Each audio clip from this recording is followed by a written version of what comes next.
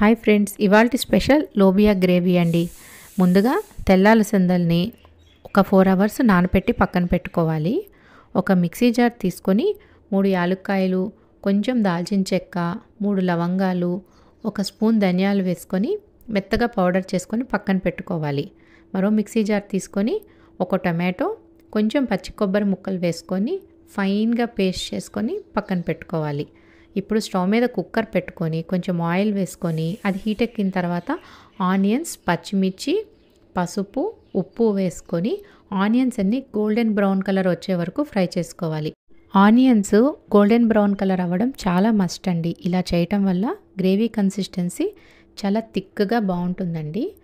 ఇట్లా చక్కగా ఫ్రై అయిన తర్వాత 1 spoon ginger garlic paste add చేసుకొని పచ్చివాసన పోయే వరకు ఫ్రై చేసుకోవాలి. ఇప్పుడు మనం ఆల్రెడీ ఫస్ట్లో పౌడర్ చేసి పెట్టుకున్న మసాలా పౌడర్ని వేసుకొని ఒక 2 మినిట్స్ చక్కగా ఫ్రై చేసుకోవాలి. ఆ తర్వాత మనం పేస్ట్ చేసి పెట్టుకున్న టొమాటో కొబ్బరి మిక్స్ వేసుకొని బాగా కలుపుకొని మూత పెట్టుకొని కుక్ చేసుకోవాలి.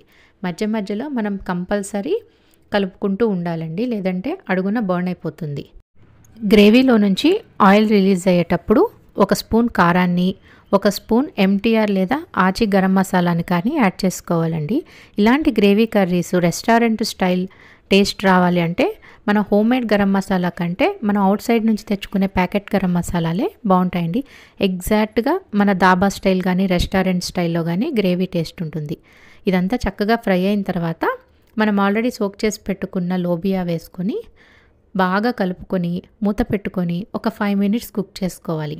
ఇలా ఫ్రై చేసుకోవటం వల్ల ఈ లోబియా అంతా ఆయిల్లో చక్కగా ఫ్రై అయిపోయి స్పైసెస్, సాల్ట్, ఫ్లేవర్స్ అన్నీ చక్కగా అబ్జార్బ్ చేసుకుంటుందండి.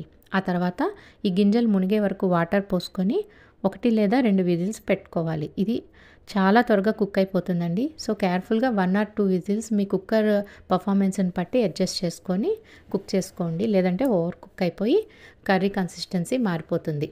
ఇలా 2 విజిల్స్ వచ్చాయంటే మన వేడివేడి లోబియా కర్రీ రెడీ అయిపోయినట్లే అండి. ఇది చపాతీ, పరోటాకి ది బెస్ట్ కాంబినేషన్ అండి. ఇది తీసుకుంటే మన ప్రోటీన్ ఇంటేక్ చాలా చాలా కరెక్ట్గా ఉంటుంది. వెయిట్ లాస్ అవ్వాలనుకున్నా, డయాబెటిక్ కంట్రోల్లో ఉండాలనుకున్నా ఈ కర్రీ మన డైట్లో యాడ్ చేసుకుంటే చాలా మంచిదండి. ఈ వీడియో మీకు నచ్చినట్లయితే నా ఛానల్ సబ్స్క్రైబ్ చేయడం మర్చిపోకండి. Bye bye.